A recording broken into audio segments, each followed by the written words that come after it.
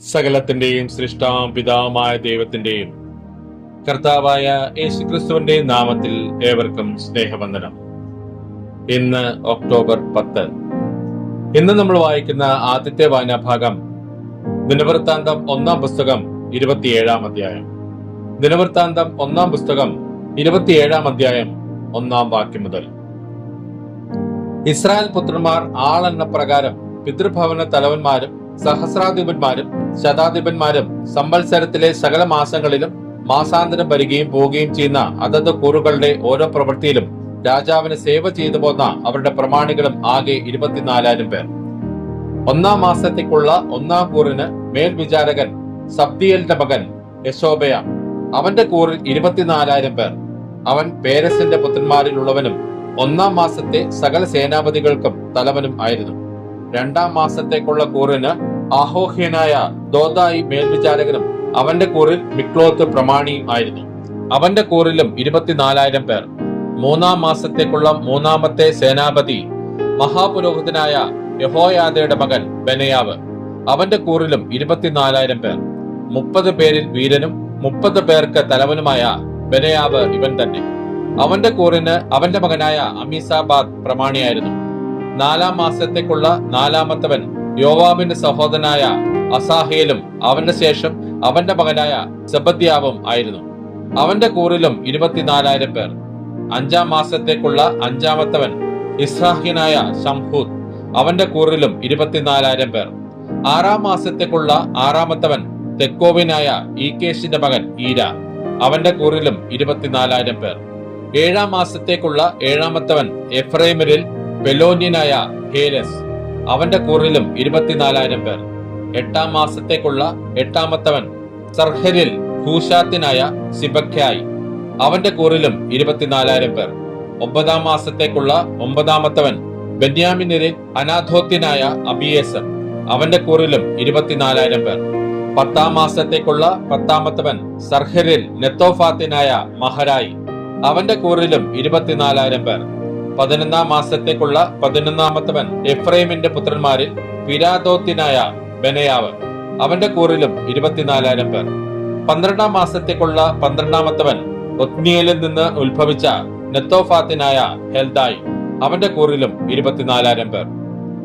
Israel ഗോത്രങ്ങളുടെ തലവന്മാർ: രൂബന്യർക്ക് പ്രഭു സിക്രിയുടെ മകൻ Eliezer, ശിമയോന്യർക്ക് മയക്കയുടെ മകൻ ശെഫത്യാവ്, ലേവ്യർക്ക് കെമുവേലിന്റെ മകൻ ഹശബ്യാവ്, അഹരോന്യർക്ക് സാദോക്ക്, യഹൂദായ്ക്ക് ദാവീദിന്റെ സഹോദരന്മാരിൽ ഒരുത്തനായ ഏലീഹു, ഈസാക്കാരന് മിഖായേലിന്റെ മകൻ ഒമ്രി, സെബൂലുന് ഒബദ്യാവിന്റെ മകൻ ഇശ്മ്യാവ്, നഫ്താലിക്ക് അസ്രിയേലിന്റെ മകൻ എരീമോത്ത്, എഫ്രൈമ്യർക്ക് അസസ്യാവിന്റെ മകൻ ഹോശയ്യ, മനശ്ശയുടെ പാതിഗോത്രത്തിന് പെദയാവിന്റെ മകൻ യോവേൽ, ഗിലെയാദിലെ മനശ്ശയുടെ പാതിഗോത്രത്തിന് സെക്രിയാവിന്റെ മകൻ ഇദോ, ബെന്യാമിന് അബ്ദേലിന്റെ മകൻ യാസിയേൽ, ദാന് യഹോരാമിന്റെ മകൻ അസരേൽ. ഇവർ ഇസ്രായേൽ ഗോത്രങ്ങൾക്ക് പ്രഭുക്കന്മാർ ആയിരുന്നു. എന്നാൽ യഹോവ ഇസ്രായേലിനെ ആകാശത്തിലെ നക്ഷത്രങ്ങളെ പോലെ വർദ്ധിപ്പിക്കുമെന്ന് അരുളി ചെയ്തിരുന്നത് കൊണ്ട് ദാവീദ് 20 വയസ്സിന് താഴെയുള്ളവരുടെ എണ്ണം എടുത്തില്ല. സെരൂയയുടെ മകനായ യോവാബ് എണ്ണുവാൻ തുടങ്ങിയെങ്കിലും അവൻ തീർത്തില്ല. അത് നിമിത്തം ഇസ്രായേൽ മേൽ കോപം വന്നതുകൊണ്ട് ആ സംഖ്യ ദാവീദ് രാജാവിന്റെ വൃത്താന്ത പുസ്തകത്തിലെ കണക്കിൽ ചേർത്തിട്ടുമില്ല.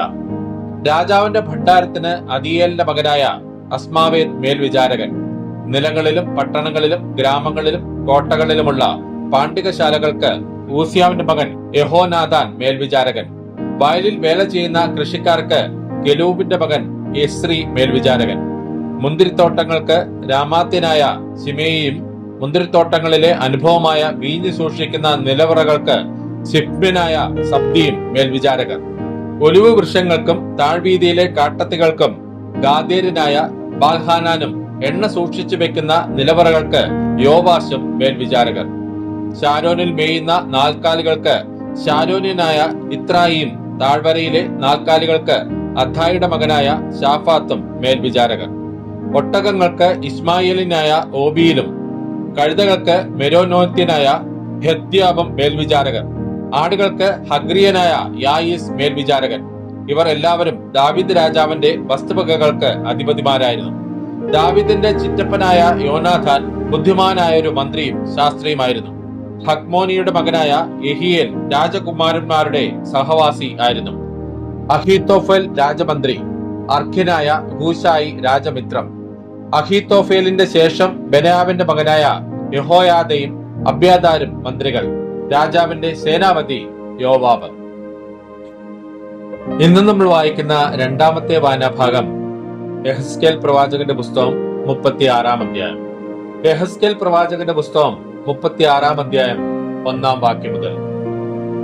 നീയോ മനുഷ്യപുത്ര, ഇസ്രായേൽ പർവ്വതങ്ങളോട് പ്രവചിച്ചു പറയേണ്ടത്: ഇസ്രായേൽ പർവ്വതങ്ങളെ, യഹോവയുടെ വചനം കേൾപ്പിൻ. യഹോവയായ കർത്താവ് ഇപ്രകാരം അരുളിച്ചെയ്യുന്നു: ശത്രു നിങ്ങളെക്കുറിച്ച് നന്നായി, പുരാതന ഗിരികൾ ഞങ്ങൾക്ക് കൈവശമായിരിക്കുന്നു എന്ന് പറയുന്നു. അതുകൊണ്ട് നീ പ്രവചിച്ച് പറയേണ്ടത്: യഹോവയായ കർത്താവ് ഇപ്രകാരം അരുളിച്ചെയ്യുന്നു: നിങ്ങൾ ജാതികളിൽ ശേഷിച്ചവർക്ക് കൈവശമായി തീരത്തക്കവണ്ണം അവർ നിങ്ങളെ ശൂന്യമാക്കി നിങ്ങളെ ചുറ്റും നിന്ന് കപ്പിക്കളയുന്നതുകൊണ്ടും നിങ്ങൾ വായാടികളുടെ അധരങ്ങളിൽ അകപ്പെട്ട് ലോകരുടെ അപവാദ വിഷയമായി തീർന്നിരിക്കൊണ്ടും ഇസ്രായേൽ പർവ്വതങ്ങളെ, യഹോവയായ കർത്താവിന്റെ വചനം കേൾപ്പിൻ. മലകളോടും കുന്നുകളോടും തോടുകളോടും താഴ്വരകളോടും പാഴായിരിക്കുന്ന ശൂന്യപ്രദേശങ്ങളോടും നിർജ്ജനവും ചുറ്റുമുള്ള ജാതികളെ ശേഷിച്ചവർക്ക് കവർച്ചയും പരിഹാസവുമായി ഭവിച്ചിരിക്കുന്ന പട്ടണങ്ങളോടും യഹോവയായ കർത്താവ് ഇപ്രകാരം അരുളിച്ചെയ്യുന്നു. അതുകൊണ്ട് യഹോവയായ കർത്താവ് ഇപ്രകാരം അരുളിച്ചെയ്യുന്നു: ജാതികളിൽ ശേഷിച്ചവരോടും എല്ലാ ഏദോമിനോടും ഞാൻ നിശ്ചയമായി എന്റെ തീഷ്ണാഗ്നിയോടെ സംസാരിക്കും. അവർ എന്റെ ദേശത്തെ കവർച്ചയായി തള്ളിക്കളവാൻ തക്കവണ്ണം അതിനെ പൂർണ്ണ ഹൃദയ സന്തോഷത്തോടും നിന്ദാഭാവത്തോടും കൂടെ തങ്ങൾക്ക് അവകാശമായി നിയമിച്ചുവല്ലോ. അതുകൊണ്ട് നീ ഇസ്രായേൽ ദേശത്തെക്കുറിച്ച് പ്രവചിച്ച് മലകളോടും കുന്നുകളോടും തോടുകളോടും താഴ്വരകളോടും പറയേണ്ടത്: യഹോവയായ കർത്താവ് ഇപ്രകാരം അരുളിച്ചെയ്യുന്നു: നിങ്ങൾ ജാതികളുടെ നിന്നെ വഹിച്ചതുകൊണ്ട് ഞാൻ എന്റെ തീക്ഷ്ണതയോടും എന്റെ ക്രോധത്തോടും കൂടെ സംസാരിക്കുന്നു. അതുകൊണ്ട് യഹോവയായ കർത്താവ് ഇപ്രകാരം അരുളിച്ചെയ്യുന്നു: നിങ്ങളുടെ ചുറ്റുമുള്ള ജാതികൾ നിശ്ചയമായി തങ്ങളുടെ ലജ്ജ വഹിക്കുമെന്ന് ഞാൻ കൈ ഉയർത്തി സത്യം ചെയ്യുന്നു. നിങ്ങളോ ഇസ്രായേൽ പർവ്വതങ്ങളെ, എന്റെ ജനമായ ഇസ്രായേൽ വരുവാൻ അടുത്തിരിക്കൊണ്ട് കൊമ്പുകളെ നീട്ടി അവർക്ക് വേണ്ടി ഫലം കായ്പിൻ. ഞാൻ നിങ്ങൾക്ക് അനുകൂലമായിരിക്കുന്നു. ഞാൻ നിങ്ങളുടെ അടുക്കലേക്ക് തിരിയും. നിങ്ങളിൽ കൃഷിയും വിതയും നടക്കും. ഞാൻ നിങ്ങളിൽ മനുഷ്യരെ, ഇസ്രായേൽ ഗൃഹം മുഴുവനെയും തന്നെ വർദ്ധിപ്പിക്കും. പട്ടണങ്ങളിൽ നിവാസികൾ ഉണ്ടാകും, ശൂന്യപ്രദേശങ്ങളെയും പണിയും. ഞാൻ നിങ്ങളിൽ മനുഷ്യരെയും മൃഗങ്ങളെയും വർദ്ധിപ്പിക്കും. അവർ പെരുകി സന്താന പുഷ്ടമുള്ളവരാകും. ഞാൻ നിങ്ങളിൽ പണ്ടത്തെ പോലെ ആളെ പാർപ്പിക്കും. നിങ്ങളുടെ ആദ്യകാലത്തുണ്ടായിരുന്നതിനേക്കാൾ അധികം നന്മ ഞാൻ നിങ്ങൾക്ക് ചെയ്യും. ഞാൻ യഹോവ എന്ന് നിങ്ങൾ അറിയും. ഞാൻ നിങ്ങളിൽ മനുഷ്യരെ, എന്റെ ജനമായ ഇസ്രായേലിനെ തന്നെ സഞ്ചരിക്കുമാറാക്കും. അവർ നിന്നെ കൈവശമാക്കും. നീ അവർക്ക് അവകാശമായിരിക്കും. നീ അവരെ ഇനി മക്കളില്ലാത്തവരാക്കുകയുമില്ല. യഹോവയായ കർത്താവ് ഇപ്രകാരം അരുളിച്ചെയ്യുന്നു: അവർ നിന്നോട്, നീ മനുഷ്യരെ തിന്നുകളയുകയും നിന്റെ ജനത്തെ മക്കളില്ലാത്തവരാക്കുകയും ചെയ്ത ദേശമാകുന്നു എന്ന് പറയുന്നത് കൊണ്ട് നീ ഇനിമേൽ മനുഷ്യരെ തിന്നുകളയുകയില്ല, നിന്റെ ജനത്തെ മക്കളില്ലാത്തവരാക്കുകയുമില്ല എന്ന് യഹോവയായ കർത്താവിന്റെ അരുളപ്പാട്. ഞാൻ ഇനി നിന്നെ ജാതികളുടെ നിന്ന കേൾപ്പിക്കയില്ല, വംശങ്ങളുടെ അപമാനം നീ ഇനി വഹിക്കയില്ല. നീ ഇനി നിന്റെ ജനത്തെ മക്കളില്ലാത്തവരാക്കുകയുമില്ല എന്ന് യഹോവയായ കർത്താവിന്റെ അരുളപ്പാട്. യഹോവയുടെ അരുളപ്പാട് എനിക്കുണ്ടായത് എന്തെന്നാൽ: മനുഷ്യപുത്ര, ഇസ്രായേൽ ഗൃഹം തങ്ങളുടെ ദേശത്ത് പാർത്തിരുന്നപ്പോൾ അവർ അതിനെ തങ്ങളുടെ നടപ്പുകൊണ്ടും പ്രവൃത്തി കൊണ്ടും മലിനമാക്കി. എന്റെ മുമ്പാകെ അവരുടെ നടപ്പ് ഋതുവായ ഒരു സ്ത്രീയുടെ മാലിന്യം പോലെ ആയിരുന്നു.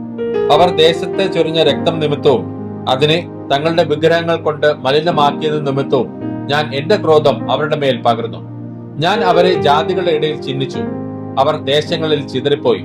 അവരുടെ നടപ്പിനും പ്രവൃത്തികൾക്കും തക്കവണ്ണം ഞാൻ അവരെ ന്യായം വിധിച്ചു. അവർ ജാതികളുടെ ഇടയിൽ ചെന്ന് ചേർന്നപ്പോൾ ഇവർ യഹോവയുടെ ജനം, അവന്റെ ദേശം വിട്ടു പോകേണ്ടി വന്നവർ എന്ന് അവർ അവരെക്കുറിച്ച് പറയുമാറാക്കിയതിനാൽ അവർ എന്റെ വിശുദ്ധ നാമത്തെ അശുദ്ധമാക്കി. എങ്കിലും ഇസ്രായേൽ ഗൃഹം ചെന്നു ചേർന്ന ജാതികളുടെ ഇടയിൽ അശുദ്ധമാക്കിയ എന്റെ വിശുദ്ധ നാമത്തെക്കുറിച്ച് എനിക്ക് അയ്യോ ഭാവം തോന്നി. അതുകൊണ്ട് നീ ഇസ്രായേൽ ഗൃഹത്തോട് പറയേണ്ടത്: യഹോവയായ കർത്താവ് ഇപ്രകാരം അരുളിച്ചെയ്യുന്നു: ഇസ്രായേൽ ഗൃഹമേ, നിങ്ങളുടെ നിമിത്തമല്ല, നിങ്ങൾ ചെന്നു ചേർന്ന ജാതികളുടെ ഇടയിൽ നിങ്ങൾ അശുദ്ധമാക്കിയിരിക്കുന്ന എന്റെ വിശുദ്ധ നാമനിമിത്തം അത്രേ ഞാൻ അങ്ങനെ ചെയ്യുന്നത്. ജാതികളുടെ ഇടയിൽ നിങ്ങൾ അശുദ്ധമാക്കിയതായി അവരുടെ ഇടയിൽ അശുദ്ധമായി പോയിരിക്കുന്ന എന്റെ മഹത്തായ നാമത്തെ ഞാൻ വിശുദ്ധീകരിക്കും. ജാതികൾ കാണുകെ ഞാൻ എന്നെ തന്നെ നിങ്ങളിൽ വിശുദ്ധീകരിക്കുമ്പോൾ ഞാൻ യഹോവ എന്ന് അവർ അറിയുമെന്ന് യഹോവയായ കർത്താവിന്റെ അരുളപ്പാട്. ഞാൻ നിങ്ങളെ ജാതികളുടെ ഇടയിൽ നിന്ന് കൂട്ടി സകല ദേശങ്ങളിൽ നിന്നും നിങ്ങളെ ശേഖരിച്ച് സ്വന്തം ദേശത്തേക്ക് വരുത്തും. ഞാൻ നിങ്ങളുടെ മേൽ നിർമ്മല ജലം തളിക്കും. നിങ്ങൾ നിർമ്മലരായിത്തീരും. ഞാൻ നിങ്ങളുടെ സകല മലിനതയും സകല വിഗ്രഹങ്ങളെയും നീക്കി നിങ്ങളെ നിർമ്മലീകരിക്കും. ഞാൻ നിങ്ങൾക്ക് പുതിയൊരു ഹൃദയം തരും. പുതിയൊരു ആത്മാവിനെ ഞാൻ നിങ്ങളുടെ ഉള്ളിൽ ആക്കും. കല്ലായുള്ള ഹൃദയം ഞാൻ നിങ്ങളുടെ ജഡത്തിൽ നിന്ന് നീക്കി മാംസമായുള്ള ഹൃദയം നിങ്ങൾക്ക് തരും. ഞാൻ എന്റെ ആത്മാവിനെ നിങ്ങളുടെ ഉള്ളിലാക്കി നിങ്ങളെ എന്റെ ചട്ടങ്ങളിൽ നടക്കുമാറാക്കും. നിങ്ങൾ എന്റെ വിധികളെ പ്രമാണിച്ച് അനുഷ്ഠിക്കും. ഞാൻ നിങ്ങളുടെ പിതാക്കന്മാർക്ക് കൊടുത്ത ദേശത്ത് നിങ്ങൾ പാർക്കും. നിങ്ങൾ എനിക്ക് ജനമായും ഞാൻ നിങ്ങൾക്ക് ദൈവമായും ഇരിക്കും. ഞാൻ നിങ്ങളുടെ സകല മലിനതകളും നീക്കി നിങ്ങളെ രക്ഷിക്കും. ഞാൻ നിങ്ങളുടെ മേൽ ക്ഷാമം വരുത്താതെ ധാന്യം വിളിച്ചു വരുത്തി വർദ്ധിപ്പിക്കും. നിങ്ങൾ ഇനിമേൽ ജാതികളുടെ ഇടയിൽ ക്ഷാമത്തിന്റെ നിന്ദ അനുഭവിക്കാതിരിക്കേണ്ടതിന് ഞാൻ വൃക്ഷങ്ങളുടെ ഫലവും നിലത്തിന്റെ വിളവും വർദ്ധിപ്പിക്കും. അപ്പോൾ നിങ്ങൾ നിങ്ങളുടെ ദുർമാർഗങ്ങളെയും നന്നല്ലാത്ത പ്രവൃത്തികളെയും ഓർത്ത് നിങ്ങളുടെ അകൃത്യങ്ങൾ നിമിത്തവും മ്ലേച്ഛതകൾ നിമിത്തവും നിങ്ങൾക്ക് നിങ്ങളോട് തന്നെ വെറുപ്പ് തോന്നും. നിങ്ങളുടെ നിമിത്തമല്ല ഞാൻ ഇത് ചെയ്യുന്നത് എന്ന് നിങ്ങൾക്ക് ബോധ്യമായിരിക്കട്ടെ എന്ന് യഹോവയായ കർത്താവ് അരുളിച്ചെയ്യുന്നു. ഇസ്രായേൽ ഗൃഹമേ, നിങ്ങളുടെ നടപ്പ് നിമിത്തം ലജ്ജിച്ച് നാണിപ്പിൻ. യഹോവയായ കർത്താവ് ഇപ്രകാരം അരുളിച്ചെയ്യുന്നു. ഞാൻ നിങ്ങളുടെ അകൃത്യങ്ങളൊക്കെയും നീക്കി നിങ്ങളെ നിർമ്മലീകരിക്കുന്ന നാളിൽ നിങ്ങളുടെ പട്ടണങ്ങളിൽ ഞാൻ ആളെ പാർപ്പിക്കും. ശൂന്യ സ്ഥലങ്ങളെയും പണിയും. വഴി പോകുന്ന ഏവരുടെയും കാഴ്ചയ്ക്ക് ശൂന്യമായി കിടന്നിരുന്ന പ്രദേശത്ത് കൃഷി നടക്കും. ശൂന്യമായി കിടന്നിരുന്ന ദേശം ഏദൻ തോട്ടം പോലെയായി തീർന്നുവല്ലോ. പാഴും ശൂന്യവുമായി ഇടിഞ്ഞു കിടന്നിരുന്ന പട്ടണങ്ങൾ ഉറപ്പും നിവാസികളുമുള്ളവ ആയി തീർന്നുവല്ലോ എന്ന് അവർ പറയും. ഇടിഞ്ഞു കിടന്നിരുന്ന പട്ടണങ്ങളെ യഹോവയായ ഞാൻ പണിത് ശൂന്യപ്രദേശത്ത് നടുതല വെച്ചുണ്ടാക്കി എന്ന് നിങ്ങളുടെ ചുറ്റും ശേഷിച്ചിരിക്കുന്ന ജാതികൾ അന്ന് അറിയും. യഹോവയായ ഞാൻ അരുളി ചെയ്തിരിക്കുന്നു, ഞാൻ നിവർത്തിക്കുകയും ചെയ്യും. യഹോവയായ കർത്താവ് ഇപ്രകാരം അരുളി ചെയ്യുന്നു. ഇസ്രായേൽ ഗൃഹം എന്നോട് അപേക്ഷിച്ചിട്ട് ഞാൻ ഒന്നുകൂടെ ചെയ്യും. ഞാൻ അവർക്ക് ആടുകളെ ആട്ടിൻകൂട്ടത്തെ പോലെ വർദ്ധിപ്പിച്ചു കൊടുക്കും. ശൂന്യമായി പോയിരുന്ന പട്ടണങ്ങൾ വിശുദ്ധമായ ആട്ടിൻകൂട്ടം പോലെ, ഉത്സവങ്ങളിൽ യെരൂശലേമിലെ ആട്ടിൻകൂട്ടം പോലെ തന്നെ മനുഷ്യരാകുന്ന ആട്ടിൻകൂട്ടം കൊണ്ട് നിറയും. ഞാൻ യഹോവ എന്ന് അവർ അറിയും. ഇന്ന് നമ്മൾ വായിക്കുന്ന മൂന്നാമത്തെ വായനാഭാഗം യോഹന്നാൻ എഴുതിയ സുവിശേഷം 1-ാം അധ്യായം. യോഹന്നാൻ എഴുതിയ സുവിശേഷം 1-ാം അധ്യായം 1-ാം വാക്യം മുതൽ. ആദിയിൽ വചനമുണ്ടായിരുന്നു, വചനം ദൈവത്തോടുകൂടെയായിരുന്നു, വചനം ദൈവമായിരുന്നു. അവൻ ആദിയിൽ ദൈവത്തോടുകൂടെയായിരുന്നു. സകലവും അവൻ മുഖാന്തരം ഉളവായി, ഉളവായതൊന്നും അവനെ കൂടാതെ ഉളവായതല്ല. അവനിൽ ജീവൻ ഉണ്ടായിരുന്നു, ജീവൻ മനുഷ്യരുടെ വെളിച്ചമായിരുന്നു. വെളിച്ചം ഇരുളിൽ പ്രകാശിക്കുന്നു, ഇരുളോ അതിനെ പിടിച്ചടക്കിയില്ല. ദൈവം അയച്ചിട്ട് ഒരു മനുഷ്യൻ വന്നു, അവന് യോഹന്നാൻ എന്നു പേർ. അവൻ സാക്ഷ്യത്തിനായി താൻ മുഖാന്തരം എല്ലാവരും വിശ്വസിക്കേണ്ടതിന് വെളിച്ചത്തെക്കുറിച്ച് സാക്ഷ്യം പറവാൻ തന്നെ വന്നു. അവൻ വെളിച്ചമായിരുന്നില്ല, വെളിച്ചത്തിന് സാക്ഷ്യം പറയേണ്ടവനത്രേ. ഏതു മനുഷ്യനെയും പ്രകാശിപ്പിക്കുന്ന സത്യവെളിച്ചം ലോകത്തിലേക്ക് വന്നുകൊണ്ടിരുന്നു. അവൻ ലോകത്തിൽ ഉണ്ടായിരുന്നു, ലോകം അവൻ മുഖാന്തരം ഉളവായി, ലോകമോ അവനെ അറിഞ്ഞില്ല. അവൻ സ്വന്തത്തിലേക്ക് വന്നു, സ്വന്തമായവരോ അവനെ കൈക്കൊണ്ടില്ല. അവനെ കൈക്കൊണ്ട് അവന്റെ നാമത്തിൽ വിശ്വസിക്കുന്ന ഏവർക്കും ദൈവമക്കളാകുവാൻ അവൻ അധികാരം കൊടുത്തു. അവർ രക്തത്തിൽ നിന്നല്ല, ജഡത്തിന്റെ ഇഷ്ടത്താലല്ല, പുരുഷന്റെ ഇഷ്ടത്താലുമല്ല, ദൈവത്തിൽ നിന്നത്രേ ജനിച്ചത്. വചനം ജഡമായി തീർന്നു, കൃപയും സത്യവും നിറഞ്ഞവനായി നമ്മുടെ ഇടയിൽ പാർത്തു. ഞങ്ങൾ അവന്റെ തേജസ് പിതാവിൽ നിന്ന് ഏകജാതനായവന്റെ തേജസ്സായി കണ്ടു. യോഹന്നാൻ അവനെക്കുറിച്ച് സാക്ഷീകരിച്ചു. എന്റെ പിന്നാലെ വരുന്നവൻ എനിക്ക് മുമ്പനായി തീർന്നു, അവൻ എനിക്ക് മുമ്പേ ഉണ്ടായിരുന്നു എന്ന് ഞാൻ പറഞ്ഞവൻ ഇവൻ തന്നെ എന്ന് വിളിച്ചു പറഞ്ഞു. അവന്റെ നിറവിൽ നിന്ന് നമുക്കെല്ലാവർക്കും കൃപമേൽ കൃപ ലഭിച്ചിരിക്കുന്നു. ന്യായപ്രമാണം മോശ മുഖാന്തരം ലഭിച്ചു, കൃപയും സത്യവും യേശുക്രിസ്തു മുഖാന്തരം വന്നു. ദൈവത്തെ ആരും ഒരു നാളും കണ്ടിട്ടില്ല. പിതാവിന്റെ മടിയിലിരിക്കുന്ന ഏകജാതനായ പുത്രൻ അവനെ വെളിപ്പെടുത്തിയിരിക്കുന്നു. നീ ആരെന്ന് യോഹന്നാനോട് ചോദിക്കേണ്ടതിന് യഹൂദന്മാർ യെരൂശലേമിൽ നിന്ന് പുരോഹിതന്മാരെയും ലേവ്യരെയും അവന്റെ അടുക്കൽ അയച്ചപ്പോൾ അവന്റെ സാക്ഷ്യം എന്തെന്നാൽ, അവൻ മറക്കാതെ ഏറ്റുപറഞ്ഞു, ഞാൻ ക്രിസ്തുവല്ല എന്ന് ഏറ്റുപറഞ്ഞു. പിന്നെ എന്ത്, നീ ഏലിയാവോ എന്ന് അവനോട് ചോദിച്ചതിന് അല്ല എന്ന് പറഞ്ഞു. നീ ആ പ്രവാചകനോ എന്നതിന് അല്ല എന്ന് അവൻ ഉത്തരം പറഞ്ഞു. അവർ അവനോട്, നീ ആരാകുന്നു? ഞങ്ങളെ അയച്ചവരോട് ഉത്തരം പറയേണ്ടതിന് നീ നിന്നെക്കുറിച്ച് തന്നെ എന്തു പറയുന്നു എന്ന് ചോദിച്ചു. അതിനവൻ, യെശയ്യാ പ്രവാചകൻ പറഞ്ഞതുപോലെ കർത്താവിന്റെ വഴി നേരെയാക്കുവിൻ എന്ന് മരുഭൂമിയിൽ വിളിച്ചു പറയുന്നതിന്റെ ശബ്ദം ഞാനാകുന്നു എന്ന് പറഞ്ഞു. അയക്കപ്പെട്ടവർ പരീശന്മാരുടെ കൂട്ടത്തിലുള്ളവർ ആയിരുന്നു.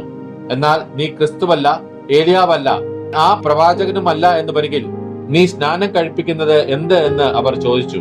അതിന് യോഹന്നാൻ, ഞാൻ വെള്ളത്തിൽ സ്നാനം കഴിപ്പിക്കുന്നു, എന്നാൽ നിങ്ങൾ അറിയാത്ത ഒരുത്തൻ നിങ്ങളുടെ ഇടയിൽ നിൽക്കുന്നുണ്ട്, എന്റെ പിന്നാലെ വരുന്നവൻ തന്നെ.